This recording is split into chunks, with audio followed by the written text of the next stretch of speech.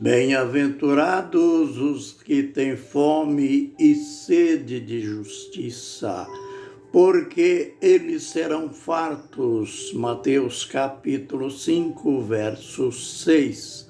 Palavras do Senhor Jesus Cristo. Ministério Pão Vivo. Mais um tempinho de lições, de aprendizado no livro de Deus. Olha, você que tem aprendido conosco em nosso canal, o nosso apelo, inscreva-se em nosso canal. Fazendo assim, você fará com que o nosso canal se propague muito mais no YouTube. Compartilhe também, pois assim você fará com que outras pessoas participem dessa alimentação pura, a palavra de Deus. A gente vai continuar e hoje entrando naquela parte especial. Aquela parte que parece complexa dentro das últimas instruções de Jesus aos seus discípulos, João 14. Ele disse assim no verso 15: se me amardes, guardareis os meus mandamentos. Aprendendo a gente assim que a obediência a Deus é o resultado do amor que nós temos por Ele. Em suma, deixe de crer em Deus, deixe de obedecer a Deus por medo do inferno. Isso é uma heresia. Não continue nesta farsa. Crer em Deus, servir a Deus por medo do inferno. Jesus está dizendo: se me amardes, guardareis os meus mandamentos.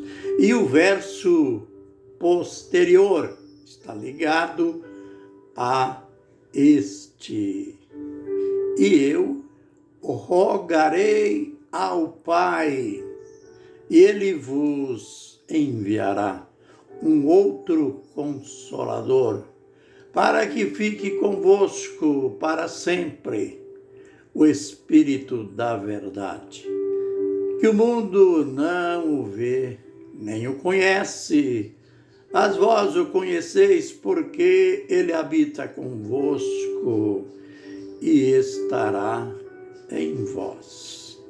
Numa olhada superficial nesses textos, nesta promessa do Senhor Jesus Cristo, o leitor dirá, ou o ouvinte dirá: aí aparecem o Pai, o Filho e o Espírito Santo. O Filho em primeira mão, pedindo, prometendo: eu rogarei. E depois, o destino do rogo, da petição: rogarei a quem? Ao Pai, mais uma pessoa. E o resultado da petição: Ele vos dará outro Consolador. Como este Consolador é o Espírito Espírito Santo, então, logo se afirma. Veja, aí aparece Pai, Filho e Espírito Santo. Bem, vamos ver na efetivação da promessa do texto. Vamos ver na realidade se aparecem, se são 3 pessoas aqui ou uma pessoa só. Lembre-se que Jesus não pode contradizer quando Filipe pediu: Senhor, mostra-nos o Pai, e isso nos basta. Ele, com ares de admiração, ele disse: Filipe, eu estou há tanto tempo convosco, como dizes tu, mostra-nos o Pai. Quem vê a mim, vê o Pai. Aqui ele está dizendo, ele acaba de dizer para Filipe que ele é, ao mesmo tempo, a manifestação do Filho. É Deus em forma humana, Deus homem. E ele é também o Pai, o Deus Espírito. Como que nesse verso, a princípio ele disse ser o mesmo e depois ele diria que Pai é um e Filho é outro. Mas como entender, então, tudo isto que parece complexo? Vamos continuar. Primeiro, por que ele fala que ia pedir outro Consolador e mostra a razão para que fique convosco para sempre? A gente vai ver que esse outro é apenas para mostrar uma diferença entre ele, nesse seu tempo de ministério, e o Espírito Santo que viria, como veio no Pentecoste. Ele quis dizer para os discípulos, nas entrelinhas, ele está dizendo isto: vocês estão ficando tristes porque eu estou indo para o Pai, porque eu estou indo embora. Vou sim, só que eu rogarei ao Pai, ele vai mandar um outro. Este não terá um ministério temporário. Este ficará convosco para sempre. Então, respondido, não é o outro no sentido pessoa. Veja a explicativa. Ele vai dizer agora quem é este outro. O Espírito da verdade. Bem, volte ao verso 6, no capítulo 14 também. Ele disse ali: eu sou o caminho, a verdade e a vida. Então, ele é a verdade.